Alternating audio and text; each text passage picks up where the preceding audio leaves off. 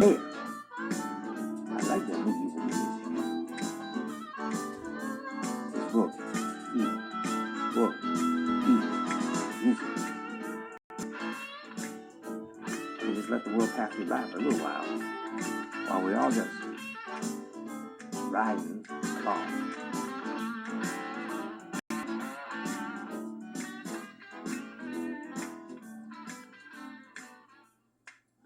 All right. Let the music fade down. Okay, ladies and gentlemen, Watchwell is my name, and natural philosophy is my game. And for those of you that have seen this show before, you always know that the emphasis is to learn something. And sometimes learning can be very difficult if someone is not imparting the information properly. And so one must learn as well as someone must teach properly. So that is the constant dilemma that I face, because this is a kind of a general audience show, and so I have to take everyone from every level. But nonetheless, we will proceed forward the best we can. Now, Watchwell was in a little bit of a jam here. I actually hadn't done a show since October, the 6th of October, so now we are November. So this show is being shot on the 15th of November, just before Thanksgiving, and it is also the day of the full moon, so we'll try to get in a Where Are We segment. But what I'm going to try to do today is the last couple of programs I was kind of talking about velocities and accelerations, and trying to get a handle on drawing a few pictures that go along with just numbers, because just numbers without some kind of graphical representation gets really confusing. So I was trying to do, they're telling me where to look here. So we got lights, we got camera, we got action. So tell me where to look. Look there, look there, there. So what this constant dilemma I always have is I always am of the that a picture is worth 1,000 words. So that's what I've been trying to do for you. But now today, as you know, I took off from those last programs. I was into the velocities and accelerations. But then I've been always talking for about an ongoing thing about what I call the 24-hour clock, which relates to, our path around the sun. So then I take the kind of the general information, from the Ye Olde Farmer's Almanac that they, where is it? There we go. Listen, the Ye Olde Farmer's Almanac, because they always have positions of the planet and so on and so forth. And on the surface, it's kind of easy, but then when you get into all this stuff where you read all these different various articles about the positions of the planets and or stars in different times of the year, and then you get into these nautical things, and that's one whole set, and then there's another set of numbers for astronomy people. So I'm finding myself that just to try to relate this information to a general audience has become a very difficile, see?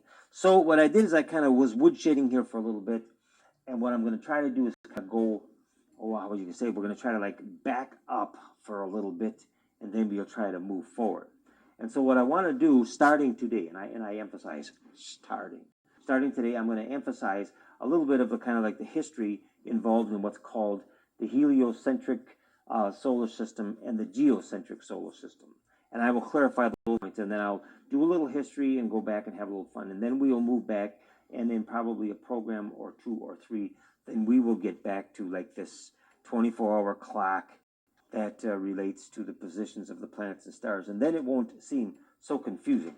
But again, I'm just making a kind of a really pretty long preface here, because this is, again, being just a kind of a general show and not a college university course, and there is no ongoing textbook, so it's just a matter of how we can all digest certain things together, because the ongoing premise always is to, let's show the picture of our little monkey here.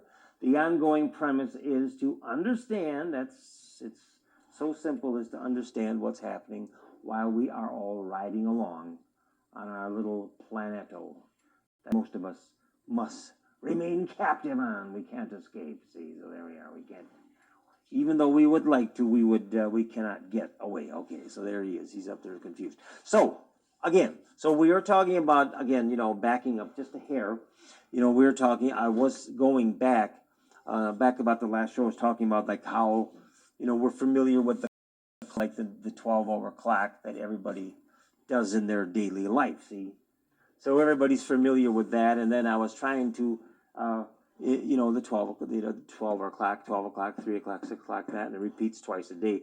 And then what I was kind of getting into was, again, what I called the 24-hour clock, which started on 9/21, and then it goes boom, boom, boom, boom, boom, 24, iterations at 15 degrees apart, and then you look out, and then you have the positions of the stars and planets and so on and so forth. But just, learning that and not getting a little bit more history involved, it gets a little bit hard to grasp, because I'm hoping that you will know that by the end of this program is that when I talk about the 24-hour clock that is what you would call the geocentric clock, which is the Earth at the center. But then that gets dreadfully confusing because everyone says, well, the Earth isn't the center of the solar system. The sun is, but yet we see things as we are the center. So that gets dreadfully confusing. So that is why I'm going to kind of back up and try to clarify that whole issue. And even if it takes me a program or two, that will be the go. So we're going to kind of stick on that thing, and then if we have some fun, we'll get in a few more little political comments. But I think we're going to try to just kind of keep our shoulder, I'm momentarily off camera, keep our shoulder to the wheel. Okay, so let's go back into a little bit of history. So in the way back, we're going to go back to the Greek times, and then from the Greek times, we're going to fast forward to about 14, and then we'll fast forward to about the time of Columbus, about 1473, and that's when the theory of Copernicus came in, and then I'll try to separate the two. So going back to the days of Ptolemy, way back in the times of the Greek, this goes back to the 2nd century and before, is way back when. Let me do it like this.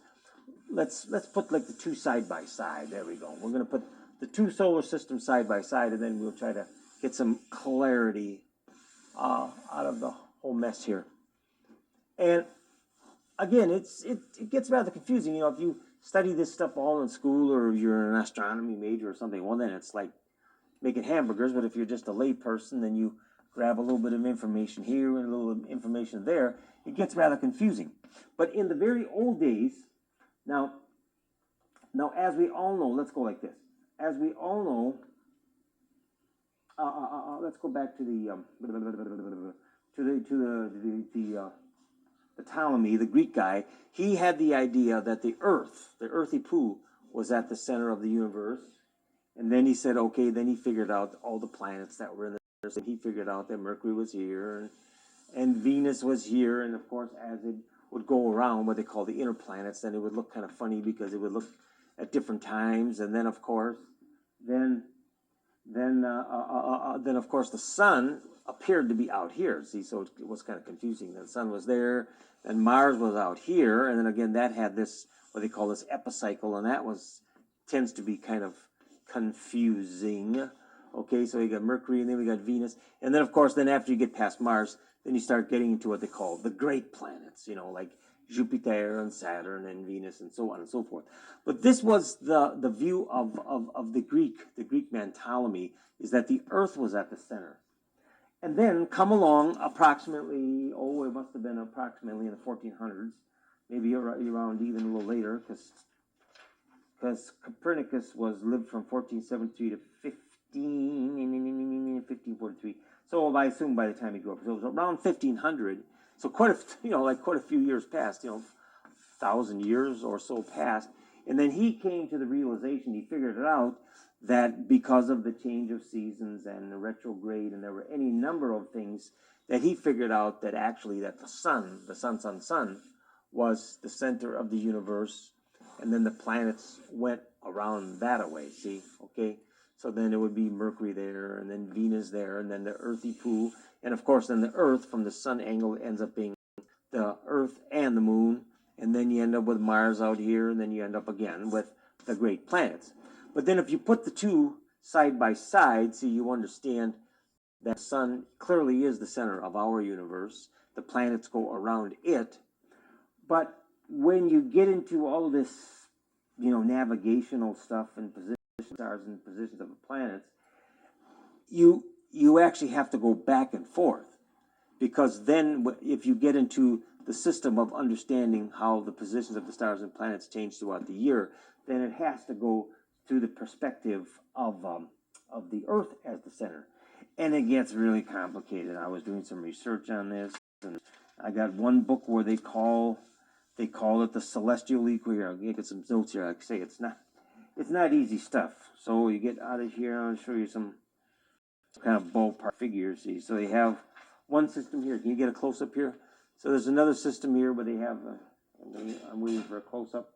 So there's one system where they call it the celestial equator system, and okay, I'm waiting. Okay, that's not bad. So there's this out of some encyclopedia where they have this celestial equator system, and it's kind of like analogous to, like I've said this before, is like the Earth is like a golf ball, and then you're inside of a big basketball, and then that appears these other things, and there's all this business with ecliptic and everything, and it gets very, very complicated.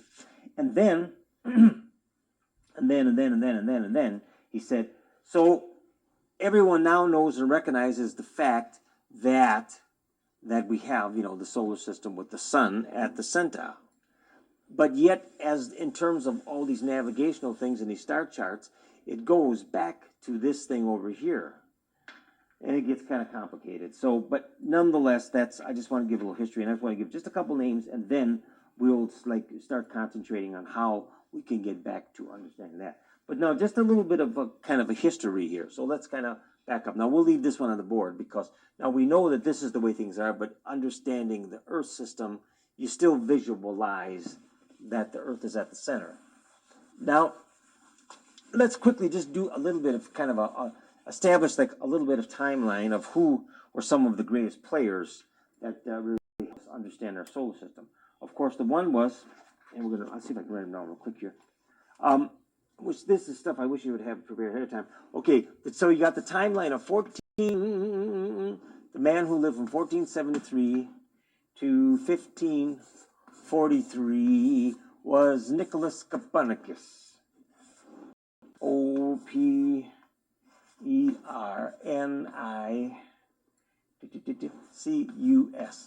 Nicholas Copernicus. And he was the one that came up with this kind of revolutionary thought, at the risk of his whole life, because there were people at the time that you were considered a heretic if you didn't believe what the church believed.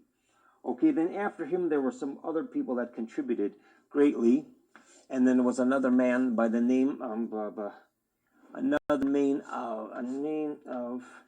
Tycho Brahe, Prahe, Tycho Brahe, and he lived, and I just want to get some of these dates here so you can see when there was like this kind of breakthrough, and he lived from 1546 to 1601.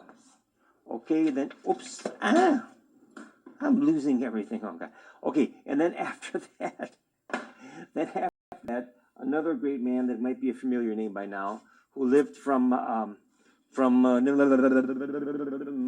see, okay, we got Copernicus, then we got Brahe.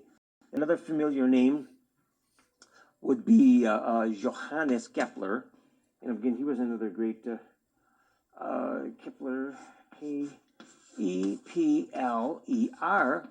and he lived from 1571 to 1630, and he was also a student, okay, Kepler, and he was also a student of Tycho Brahe. So again, Brahe picked up on what Copernicus did, and then he picked up there, and then Kepler picked up on what Brahe did. And so all these great men, so we're going to say, these were kind of like what you call the landmark people. So we're going to take, in understanding our solar system, so we're going to say Copernicus, Brahe, Kepler, who developed all the orbital theories that are circles and not ellipses, even though for basic calculations, circles work. But then, of course, all these men lead up to the big guy. We're going to have three guesses that you can think who was probably, the greatest man, probably up to the 19th century with the advent of quantum mechanics. So excluding all, the guys, like Werner Heisenberg and Albert Einstein and Niels Bohr and all those people, and Max Planck and all Germans, here's the question, ladies and gentlemen, who was probably the greatest man who came up with the most comprehensive physics that pretty much built many of his theses on the shoulders of these great men? Okay.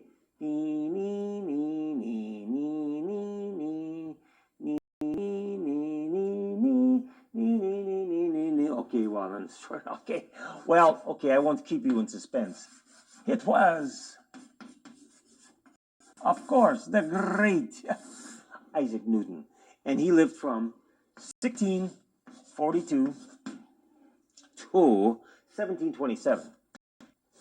So again, you can see that there was like a kind of a change in the thought, and so he was actually in the right time frame where he could reap the benefits of great men that came before him.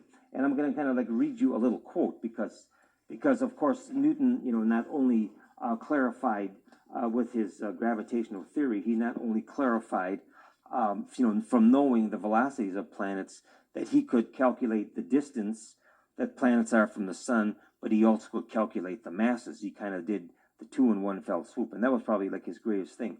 And there's a great quote. In fact, this is my old. Can I have a close up here? This is my old college Halliday and Resnick physics book here. He's waiting for a close up. There. Oh, thank you. That's beautiful. My old Halliday and Resnick that I studied at Berkeley. And here's a very nice quote. And this was by Newton himself, and it says, Newton once wrote a letter to Robert Hooke, of course, Hooke's Law, another great person. And it says, his quote was in the letter, "If I have seen further than others, it is by standing on the shoulders of giants. And of course, among these giants certainly must have been men like Galileo, Kepler, Tycho Brahe, Nicholas Copernicus, and others." See? So even Newton was not a big hungo. He was a humble man, yes, and of course. But anyway, so we're just kind of setting the stage that, again, that the theory, see, when a theory stands for a long time, it doesn't mean that it stands forever. So here, people were believing the Earth as the center of business, everything for 1,500 years, and then in about 150 years, it all broke down. And then, more and more people, come up with more comprehensive things, and then more and more stuff makes sense. And of course, Newton was the greatest. There's no doubt that Newton was the greatest in all of his mathematics until quantum physics. And then, of course, there were a few things that kind of broke down. So now what I'm going to do is, instead of getting into the whole of the thing, I'm going to finish up just a little bit more. And then I'm going to kind of set the stage. Now, hopefully that little history lesson, I could set the stage, and then I can get into the next time or so, get into a few things of how, when you go to these websites, when they talk about, the annual positions, that it'll make more sense. But let's just get a little bit more into it. I kind of want to pound this in your head a little bit, and then we'll move on. Now, again, the two key topics that we have to get in our head today is the concept of the heliocentric, okay, and the other one is geocentric.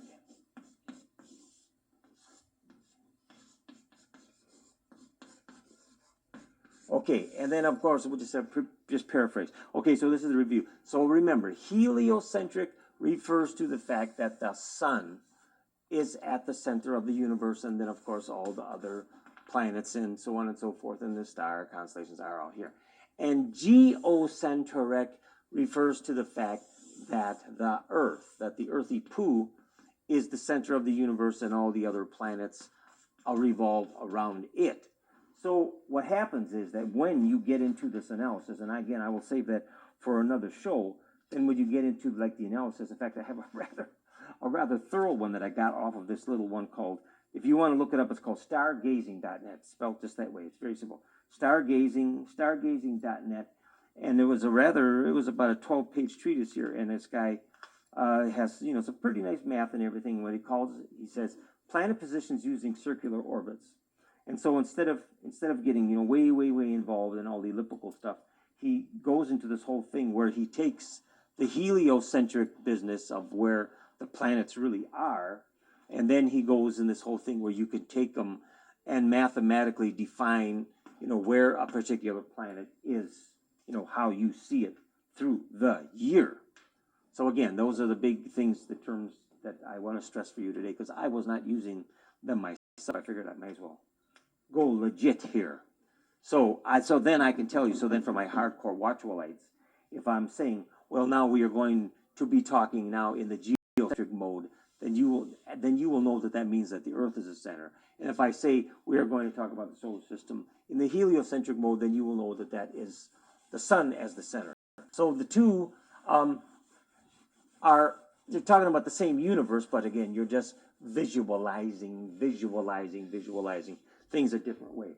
So to bring a little bit of this home, I'll tell you what I'm going to do here. I'm going to do a little bit of the Where Are We segment, because we got a couple minutes left. And then maybe if I got enough time, I'll do the political commentary. But then I'm just kind of setting the stage here for future show, and then we'll stay on this topic, and then I'll try to do, like I said, I got a pretty nice little treatise here, but again, I have to kind of water it down because it could be a little strenuous for a general audience. So let us just do a quick, we got a couple minutes here, a real quick, Where Are We segment, and see if anything makes sense. So like what I said today, today is the 15th of November. So what does that mean? Well, I have no idea, other than I'm here and you're there. So, so now, remember, now we can add a new thing to our vocabulary. So what we can say, for the sake of this business, we're going to say that we are going, because it's the 15th of November, we're going to say, well, are we going to be in the heliocentric mode or the geocentric mode?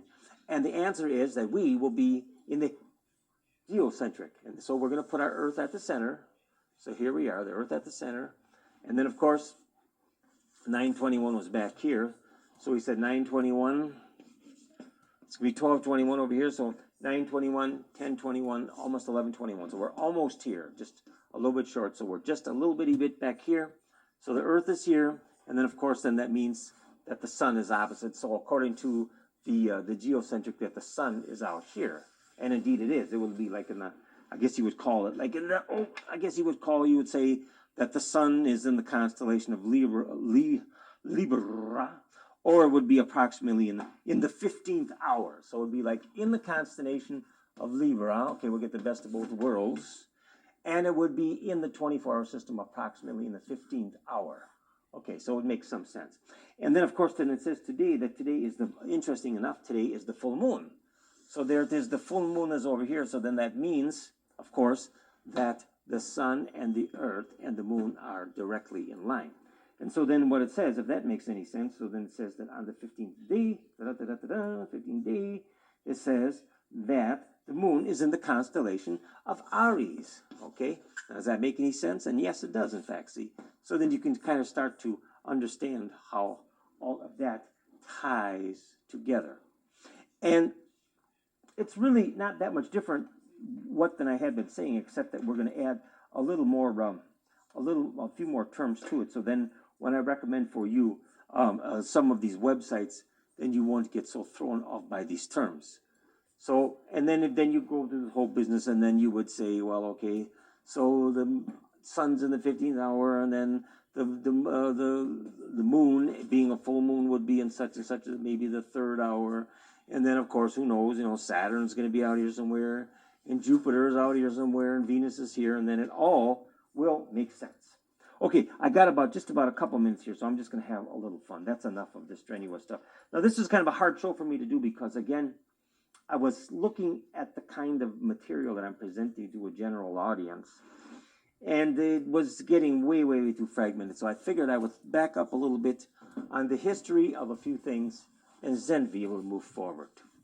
And I think that'll be a good way to approach it because, again, much of the time that I spend here is talking about, understanding, what's going on as we are riding the planet, in addition to the, the particular topics du jour of, whatever might be happening. Like I could talk about the hurricanes of the season and the Katrina and all that, but it gets way involved. Well, what I'm going to do is I got about 2 minutes here, so I'm going to go real light. Remember, ladies and gentlemen, what has now become my newest and favorite talk show hostess You got to listen from 5 to 8. I'll tell you, you got to listen from 5 to 8 on channel 550. And he's not always on the 3 hours, but he's on in that time frame. Michael Savage. Michael Savage, Savage. And I tell you, you got to listen to this guy. If you are not afraid of the truth, he is the man. He's the man to listen to. He is so funny. He just sits there and he just makes fun. He makes fun of Limbaugh. I call him Windbag. He calls him Bush Bimbo. He makes fun of Limbaugh. He makes fun of Hannity. He calls them a bunch of little water boys for the Republican Party. He says stuff like, if it was World War II, they'd be on the payroll of Joseph Goebbels because they're such pathetic water boys defending everything that George Bush does. It's just, this guy is really a breath of fresh air, because if you are not afraid of the truth, he is the guy to listen to. I tell you, he's pretty funny. I get a whole big bang out listening to him. So you tune into him. And I got here, I'm waiting for my music, and I got one more thing. Now, this is kind of funny, too. Let's go on a happy note. And the next time, we're going to buckle down. My friend of mine, Phil Krieger, always sends me stuff from Mill Valley. So he sent me this one here. It says the following are from a book called Disorder in Court. And these are actually things that were said in court. So the guy apparently got a bunch of stupid transcripts and actually wrote down the funniest ones. And so I'll just throw a couple at you till the music starts. The one that says, no, so it's like the attorney and the witness. So the attorney says, are you sexually active? And the witness replies, no, I just lie there. Okay, then another one says, attorney says, well, what's your date of birth? The witness says, July 18th.